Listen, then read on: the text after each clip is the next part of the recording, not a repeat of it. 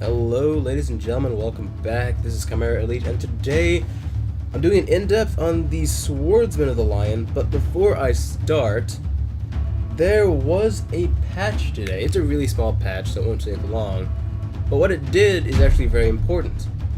It reduced the grind of the game even further.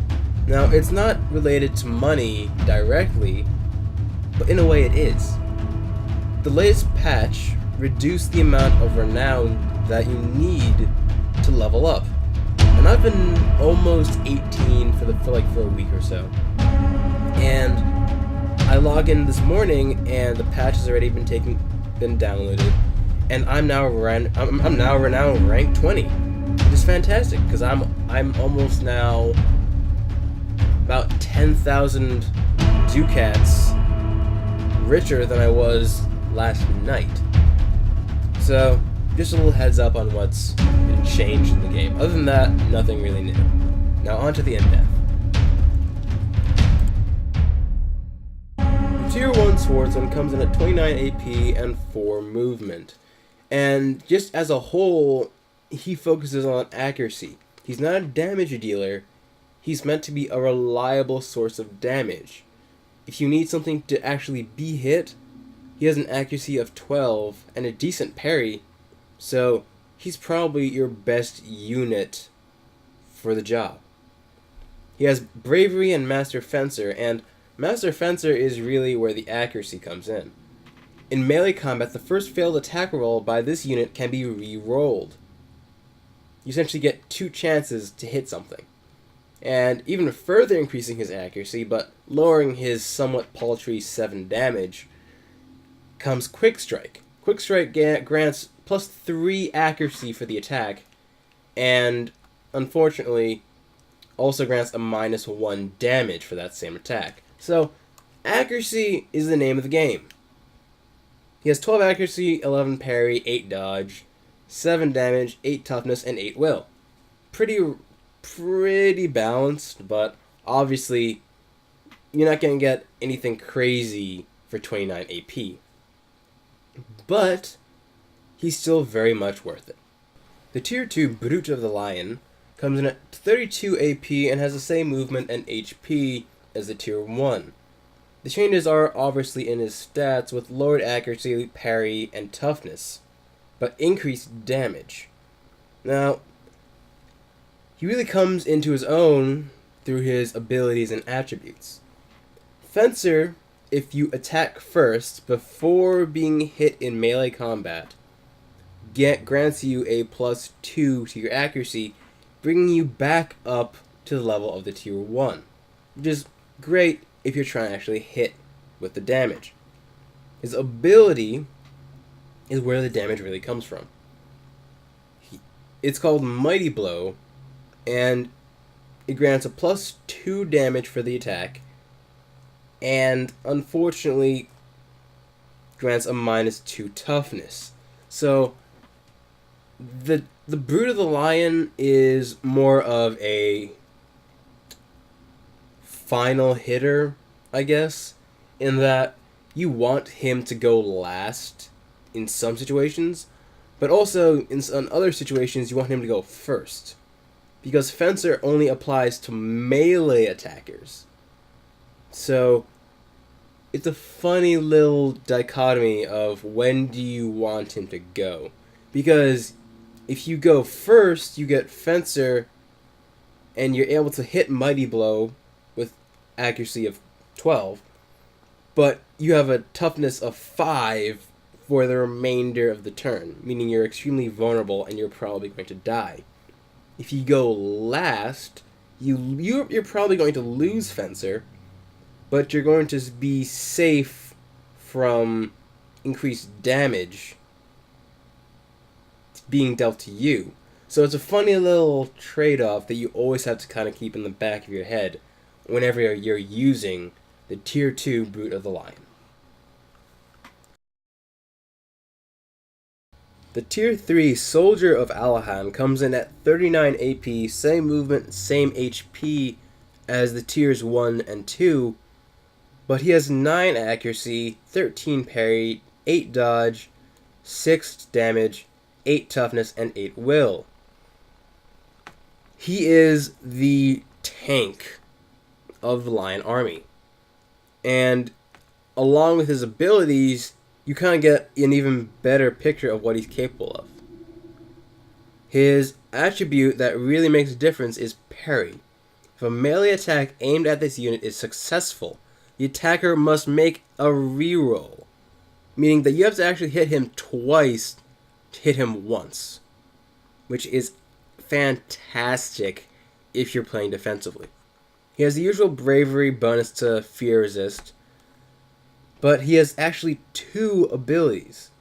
Taunt, which has a range of 4 hexes, and you can taunt 1 unit, and that unit gets a -3 accuracy and damage for all attacks which don't target the soldier of Alahan, which is fantastic if you're trying to take the heat off of another unit that's more important or has other things to worry about. His other ability is called For the Light, which gives you fierce and ferocious attributes until the end of the game. The only problem is his toughness drops down to a very, very low 0. And it's a real danger that you have to worry about. However, he also gets ferocious, meaning that he's going to deal 6 damage on every attack. So if you're attacking a flesh golem, that 6 damage means that you're actually hurting the flesh golem. Otherwise, you'd just be poking at his toes and he wouldn't even notice you. Because the flesh golem has a huge amount of toughness and has a huge amount of health. Now, the last attribute that he gets for using his For the Light ability is Fierce. Fierce is a huge pain in the ass for really any army, but it's especially useful against the Wolfen. Fierce pretty much makes your unit undying for the turn. So you can just pour out as much damage as you want, or just put him in a choke point, and you cannot get through that choke point, because he literally is incapable of dying until the end of the turn. Which makes him the ultimate defense for the Lion, and really he's the only tanky unit the Lion have. The swordsmen in general, not just the tier 3 or the tier 2 or the tier 1, are all actually pretty good units. They're cheap, and for the most part, they're all reliable. And for the most part, as a Lion player, even though I'm really new to them, I think it's really important to have at least a few in whatever army you're making.